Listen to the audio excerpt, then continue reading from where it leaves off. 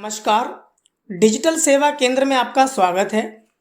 दोस्तों, हम लाए हैं आपके लिए एक नई वीडियो जिसमें हम आपको बताएंगे कि आप डिजिटल सेवा केंद्र में रिटेलर बनके कैसे अपने इनकम को बढ़ा सकते हैं। इस वीडियो में हम आपको बताएंगे कि आप डिजिटल सेवा केंद्र से महीने का कितना इनकम कर सकते हैं। दोस्तों, यह वीडियो हर एक युवा के लिए है। आपके पास अगर जॉब नहीं है तो आप अपने बिजनेस को स्टार्ट कर सकते हैं बहुत कम इन्वेस्टमेंट में। आप अपने घर व अपने किसी भी शॉप से इस काम को स्टार्ट कर सकते हैं। लास्ट वीडियो में हमने आपको बताया था कि आप डिजिटल सेवा केंद्र से कैसे जुड़ेंगे। दोस्तों, वीडियो शुरू करने से पहले मैं आप सभी से रिक्वेस्ट करूंगा कि आप हमारे डिजिटल सेवा केंद्र के इस चैनल को सब्सक्राइब करें ताकि कोई भी नई वीडियो, नई जानकारी या बिजनेस अपडेट आता है तो वह आपको मिले। दोस्तों, सबसे पहले हम शुरू करते हैं कमीशन से कि डिजिटल सेवा केंद्र आपको हर सर्विस पे कितना कमीशन देता है। तो दोस्तों, आप देख सकते हैं कि यहाँ पर हमारी आईडी लॉगिन हो चुकी है। सबसे पहले आपको लेफ्ट हैंड साइड पे आपको एक माई कमीशन का ऑप्शन नज़र आ रहा होगा, उस पर आपको क्लिक करना है। क्लिक करने के बाद आपका एक पूरा कमीशन चार्ट यहाँ पर मौजूद है, उसे आप ओपन कर सकते हैं और देख सकते हैं। सबसे पहले हम बात करते हैं AEPS, आधार एनेबल पेमेंट सिस्टम। आप ICICI, यस बैंक या फिनो बैंक के AEPS से पैसा विड्रॉल कर रहे हैं, ठीक है। तो आप अगर 501 से लेकर 1000 तक अगर आप विड्रॉल कर रहे हैं तो आपको ₹1.5 का कमीशन प्राप्त होता है। 1001 से लेकर 2000 रुपये तक अगर आप करते हैं तो ₹3.5 आपको प्राप्त हो रहा है। 2001 से 3000 तक आपको ₹5 का कमीशन प्राप्त हो रहा है। 3001 से लेकर 4000 रुपये तक अगर आप विड्रॉल कर रहे हैं तो ₹10 तक का कमीशन आपको प्राप्त होता है, ठीक है। 4001 से लेकर 5000 तक में भी आपको ₹10 का कमीशन प्राप्त हो रहा है और 5001 से लेकर 10,000 तक भी आपको ₹10 का कमीशन प्राप्त हो रहा है, ठीक है। इसके साथ अगर आप चाहें तो आप मिनी ATM भी अपनी शॉप पर लगा सकते हैं, ठीक है, जिसका कमीशन भी आप देख सकते हैं। 501 रुपये से लेकर 1000 तक अगर आप करते हैं तो ₹1 का कमीशन आपको प्राप्त होता है। 1001 से लेकर 2000 तक करते हैं तो ₹2.75 आपको प्राप्त होता है। 2001 से लेकर 3000 तक आपको ₹5 का कमीशन प्राप्त हो रहा है और 3001 से लेकर 5000 रुपये तक आपको ₹10 का कमीशन प्राप्त होता है और 5001 से लेकर 10,000 रुपये तक अगर आप कर रहे हैं विड्रॉल तो ₹10 का कमीशन प्राप्त हो रहा है आपको। अब बात करते हैं कैश डिपॉजिट सर्विस के बारे में। कैश डिपॉजिट सर्विस से आप ग्राहक का पैसा उसके दूसरे खाते में आसानी से जमा कर सकते हैं, वो भी बहुत कम सरचार्ज में, ठीक है। अगर आप ₹1 से लेकर 5000 तक करते हैं तो आपका ₹10 चार्ज लगता है, ठीक है।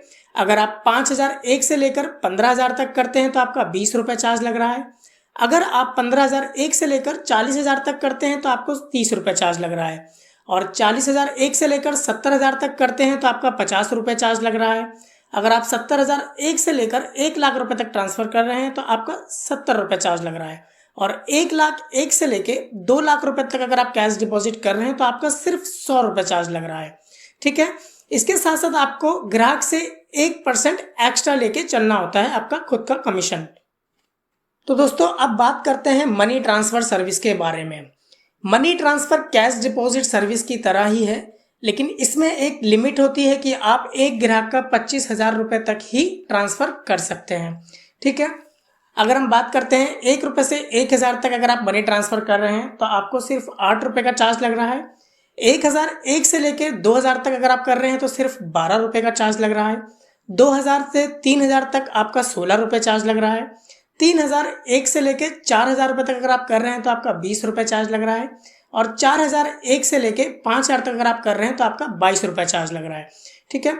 और अगर आपके पास कोई कस्टमर आता है, ठीक है, और वो आपके पास 2000 रुपये मनी ट्रांसफर कराने आया है तो मनी ट्रांसफर ना करके आप कैश डिपॉजिट सर्विस यूज करें, उसमें आपका कम सरचार्ज में आप उनका पैसा ट्रांसफर कर सकते हैं, सिर्फ मात्र ₹10 में। और जहां आपका मनी ट्रांसफर में लग रहा है आपका ₹12 यानी ₹2 एक्स्ट्रा लग रहा है, तो इस सिचुएशन में आप कैश डिपॉजिट सर्विस यूज कर सकते हैं। तो दोस्तों, अब बात करते हैं रिचार्ज, मोबाइल रिचार्ज के बारे में। अगर आप एयरटेल नंबर पर रिचार्ज कर रहे हैं तो आपको कमीशन मिल रहा है अप टू 1%, ठीक है। अगर आप जियो पे रिचार्ज कर रहे हैं तो उसमें भी आपको अप टू 1% का कमीशन मिल रहा है। वोडाफोन पे अगर आप कर रहे हैं तो उसमें आपको अप टू 3% का कमीशन आपको मिल रहा है और अगर आप आइडिया कर रहे हैं उसमें भी आपको 3% तक का कमीशन मिल रहा है। BSNL पे भी आपको 3% का कमीशन मिल रहा है और अगर आप DTH रिचार्ज में डिश टीवी का रिचार्ज कर रहे हैं तो उसमें आपको 2.50% का कमीशन आपको मिल रहा है। टाटा स्काई पे आपको 2% का कमीशन मिल रहा है। बिग टीवी पे भी आपको 2% का कमीशन मिल रहा है और वीडियोकॉन D2H पे भी 2% का कमीशन आपको मिल रहा है। सन टीवी पे भी 2% मिल रहा है आपको और एयरटेल टीवी पे आपको 2.50% का कमीशन आपको प्राप्त हो रहा है। ठीक, तो दोस्तों अब बात करते हैं इलेक्ट्रिसिटी बिल पेमेंट के बारे में। इलेक्ट्रिसिटी बिल पेमेंट अगर आप कर रहे हैं तो उस कंडीशन में आपको कस्टमर से तो लेना ही है commission, plus up to 5 rupees का कमीशन आपको कंपनी भी प्रोवाइड कर रही है। LIC बिल पेमेंट पे कस्टमर से भी लेना है और अप टू 5 रुपीज़ का कमीशन आपको कंपनी भी प्रोवाइड कर रही है। लोन रीपेमेंट पे आपको कस्टमर से तो लेना ही है, प्लस आपको अप टू 5 रुपीज़ का कमीशन कंपनी भी प्रोवाइड कर रही है। तो दोस्तों अब बात करते हैं पैन कार्ड UTI के बारे में। अगर आप किसी कस्टमर का पैन कार्ड अप्लाई कर रहे हैं UTI के माध्यम से तो उस कंडीशन में आपका 110 रुपये चार्ज लगता है एक पैन कार्ड बनाने में, जिसमें से 3 रुपये कमीशन आपको कंपनी दे रही है। ठीक है, और पैन कार्ड NSDL से अगर आप कर रहे हैं तो 120 रुपये चार्ज लगता है, जिसमें से 5 रुपये कमीशन आपको कंपनी दे रही है। और सबसे बड़ी बात दोस्तों ये है कि इस कंडीशन में मान लीजिए आप किसी का पैन कार्ड अप्लाई कर रहे हैं तो उसके डॉक्यूमेंट्स यानी हार्ड कॉपी भेजने की ज़रूरत नहीं होती है आपको, जिससे आपका जो कोरियर का चार्ज है वो भी लगता है, तो आपका इससे कोरियर का चार्ज भी बच जाएगा। ठीक है, और आपको सिर्फ अपलोड ही करना होगा, ना कि कहीं भेजने की ज़रूरत होगी। तो दोस्तों अब बात करते हैं ट्रैवल बुकिंग, होटल, बस, फ्लाइट बुकिंग के बारे में। ठीक है, इसमें आपको सेल्फ कमीशन तो कस्टमर से यानी लेना ही होता है, प्लस अप टू 10% आपको कंपनी भी प्रोवाइड कर रही है। ठीक है, और MSME रजिस्ट्रेशन, इसमें आपको सेल्फ कमीशन लेना होता है कस्टमर से। MSME रजिस्ट्रेशन मतलब आधार उद्योग, किसी शॉप का आपको रजिस्ट्रेशन करना हो। ठीक है, और आधार अपडेशन में आपको कस्टमर से सेल्फ कमीशन यानी कस्टमर से ही लेना होगा। ठीक है, और IRCTC रेलवे ये एड ऑन है, मतलब कि इसमें आपका 4,999 रुपये चार्ज लगता है ऑथराइज एजेंट ID लेने के लिए। ठीक है, और इसमें आपको सेल्फ कमीशन भी लेना है, मतलब कि कस्टमर से तो कमीशन लेना ही है, प्लस आपको कंपनी भी स्लीपर पे 10 रुपये और AC पे 20 रुपये का कमीशन दे रही है। तो दोस्तों अब बात करते हैं GST filing and GST registration के बारे में।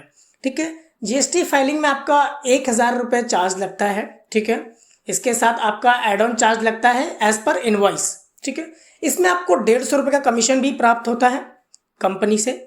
और GST रजिस्ट्रेशन अगर आप करते हैं तो 1,000 रुपये आपका चार्ज लगता है, जिसमें आपको 150 रुपये का कमीशन कंपनी आपको दे रही है। फूड लाइसेंस रजिस्ट्रेशन में आपका 1,599 रुपये चार्ज लगता है और 200 रुपये का कमीशन आपको प्राप्त होता है। TDS रिटर्न फाइलिंग में आपका चार्ज लगेगा एज पर फाइलिंग।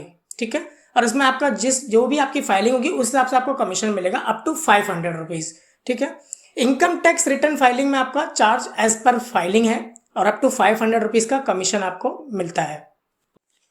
और दोस्तों इन सभी सर्विसेज जो आप यूज़ करेंगे इस कंडीशन में आप कस्टमर से भी चार्ज ले सकते हैं अपने अकॉर्डिंग। दोस्तों अब बात करते हैं हम गवर्नमेंट सर्विसेज के बारे में। अगर आप किसी कस्टमर का वोटर कार्ड अप्लाई कर रहे हैं तो इसमें आपका सेल्फ कमीशन होता है। ठीक है, वोटर ID करेक्शन करते हैं, इसमें भी आपका सेल्फ कमीशन है, ना ही आपको कमीशन मिल रहा है कंपनी की तरफ से। और ड्राइविंग लाइसेंस में भी आपका सेल्फ कमीशन है। पासपोर्ट अप्लाई करते हैं, इसमें भी आपका सेल्फ कमीशन है। और अगर आप डिजिटल अकाउंट ओपनिंग कर रहे हैं इन सभी बैंक की, जैसे कि आप नीचे देख सकते हैं SBI, ICICI, axis, Indus, Canara, RBL, Kotak, PNB, UBI, CBI और HDFC, जितने भी बैंक अकाउंट ओपनिंग करेंगे इसमें भी आपको सेल्फ कमीशन लेना होता है, यानी कस्टमर से आपको कमीशन लेना होता है। तो दोस्तों अभी हमने बात करी कि डिजिटल सेवा केंद्र की कौन सी सर्विस पे कितना कमीशन आप अर्न कर सकते हैं और कितना कमीशन आप कस्टमर से ले सकते हैं।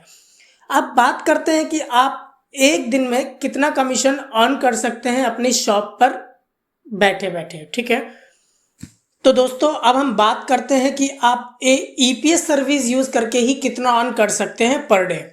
ठीक है, फॉर एग्जांपल आपके पास 10 से 15 ग्राहक आपके पास शॉप पर आए। ठीक है, आपने टोटल 30,000 रुपये तक का विड्रॉल करा। इस कंडीशन में आपको 30 रुपये का कमीशन कंपनी से प्राप्त हुआ। ठीक है, और आपने 200 रुपये तक कस्टमर से आपने प्राप्त कर लिया, तो इसमें आपका 200 और प्लस 30, 230 रुपये का कमीशन आपका सिर्फ EPS से ही प्राप्त हो गया। और दोस्तों इसके साथ ही साथ आप अपनी शॉप पर माइक्रो ATM लगा सकते हैं। ठीक है, और अपने ग्राहकों का डेबिट कार्ड के द्वारा आप पैसा निकासी कर सकते हैं। जो कमीशन आप EPS से कमा रहे थे वही सेम कमीशन आप माइक्रो ATM के द्वारा भी कमा सकते हैं। हम सेम कमीशन लेके चलते हैं। ठीक है, अब बात करते हैं कैश डिपॉजिट के बारे में। ठीक है, कैश डिपॉजिट से फॉर एग्जांपल अगर आपने 1 लाख रुपए तक कैश डिपॉजिट किया है या उससे ऊपर, तो आपका 70 से 100 रुपये हम चार्ज लेके चलते हैं कि आपका बैंक द्वारा आपका चार्ज कटा 70 या 100 रुपये। और आपका अगर मैं 1 लाख का 1% भी ले लेता हूं तो आपका 1000 रुपये आपका चार्ज बन गया, ये चीज भी बन गई आपकी। ठीक है, तो दोस्तों अब बात करते हैं कैश डिपॉजिट और मनी ट्रांसफर सर्विस के बारे में। फॉर एग्जाम्पल अगर आप 1 लाख रुपए तक भी अगर आप कैश डिपॉजिट और मनी ट्रांसफर कर रहे हैं, दोनों चीजें मिला के, तो 70 से 100 रुपये आपका चार्ज लग रहा है। ठीक है, बाकी लोग क्या करते हैं कि 1% चार्ज लेते हैं इस चीज का। अगर आप चाहते हैं कि आपकी दुकान पर भीड़ हो और अर्निंग भी ज्यादा हो, ठीक है, तो आप कस्टमर से 0.50% आप ले सकते हैं, जिसमें आप 400 से 500 रुपये आसानी से इस पे भी अर्न कर सकते हैं। तो दोस्तों आप कैश डिपॉजिट और मनी ट्रांसफर की सर्विस यूज करके आप पर डे 400 से 500 रुपये आप आसानी से अर्न कर सकते हैं। ठीक है, तो यहाँ पर हम लिख लेते हैं कैश डिपॉजिट पे 300 और मनी ट्रांसफर पे 200। ठीक है, तो 500 रुपये आपका कैश डिपॉजिट और मनी ट्रांसफर मिला के अर्निंग हो गई। दोस्तों अब बात करते हैं कि आप recharge, bill payment, DTH recharge, LIC bill payment से आप पर डे कितना अर्न कर सकते हैं। ठीक है, फॉर एग्जांपल आपने मोबाइल रिचार्ज के लिए कस्टमर आपके पास 10 से 15 कस्टमर आपके पास आ रहे हैं। ठीक है, जैसे कि आप जानते ही हैं ज़्यादातर लोग अनलिमिटेड रिचार्ज कराते हैं 149 या 199 का। ठीक है, तो इस कंडीशन में आपने 30 रुपये तक अर्न कर लिया मोबाइल रिचार्ज से। ठीक है, और DTH रिचार्ज के लिए कस्टमर 2 से 3 भी आते हैं आपके पास, तो 10 रुपये वहाँ से ले लेते हैं। तो फॉर एग्जांपल 30 से 50 रुपये तक कमीशन आप मोबाइल रिचार्ज और DTH से कमा सकते हैं।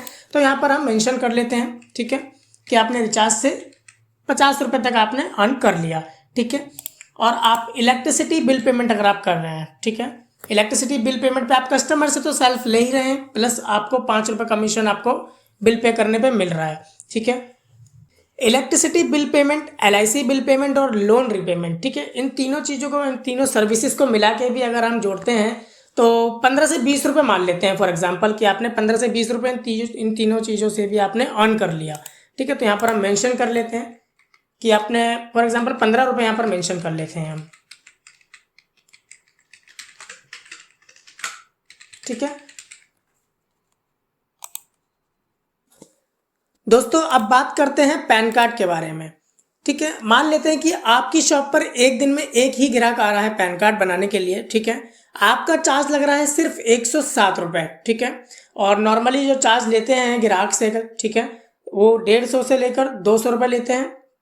ठीक है, इसमें आपका एक पैन कार्ड पे मान लेते हैं कि आपका 50 रुपये भी बच रहा है एक दिन में, तो यहाँ पर ऐड कर लेते हैं आपका 50 रुपये पैन कार्ड पे। अब बात करते हैं ट्रैवल बुकिंग के बारे में। ठीक है, ट्रैवल बुकिंग में हम चलते हैं।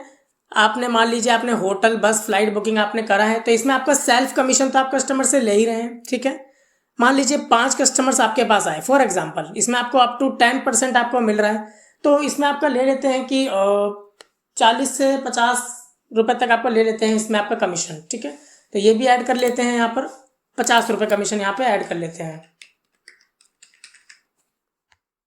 तो दोस्तों जैसा कि आपने देखा, ये वह सर्विसेज हैं जिनकी ग्राहक को डेली नीड रहती है। ठीक है, तो जैसा कि आपने देखा कि इन सर्विसेज को यूज़ करके पर डे आप कितना अर्निंग कर सकते हैं। यहाँ पर 1125 रुपये पर डे की अर्निंग शो कर रही है। ठीक है, 1125 को अगर हम इंटू करते हैं 30 से, तो आपका टोटल जो बैठता है वो बैठता है 33,750 रुपये। ठीक है, अब मान लीजिए कि आपकी महीने में 4 दिन आपकी शॉप क्लोज रहती है किसी भी रीज़न से, तो भी आप आराम से आप 25 से 30,000 रुपये आराम से कमा सकते हैं। ठीक है, तो दोस्तों यह बात रही उन सर्विसेज की जिनकी ग्राहक को हर दिन ज़रूरत रहती है। ठीक है, अब हम बात करते हैं गवर्नमेंट सर्विसेज की।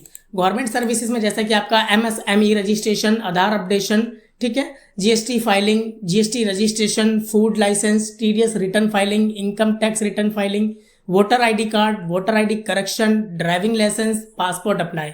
ठीक है, अगर मान लेते हैं आपके इस सर्विस को लेने के लिए कस्टमर आपके पास 10 से 20 कस्टमर भी पर मंथ आते हैं, तो आप नाना करके 5 से 6,000 रुपये आराम से कमा सकते हैं। ठीक है, ऐसा करके आप महीने में करीब से करीब 35 से 40,000 रुपये आप कमा सकते हैं इन सर्विसेज का लाभ उठा के। तो दोस्तों जैसा कि आपने देखा कि आप डिजिटल सेवा केंद्र में रिटेलर बन के कैसे 30 से 40,000 रुपये हर महीने अर्न कर सकते हैं। ठीक है। इसके साथ साथ हम आपको बताना चाहेंगे, हम आपके लिए हर एक सर्विसेज की वीडियोस लाएंगे ताकि आपको कोई भी सर्विस को यूज़ करने में, इस्तेमाल करने में किसी भी तरह की कोई परेशानी ना आए। दोस्तों आशा करता हूँ वीडियो आपको अच्छी लगी हो। आज की वीडियो में सिर्फ इतना ही। धन्यवाद।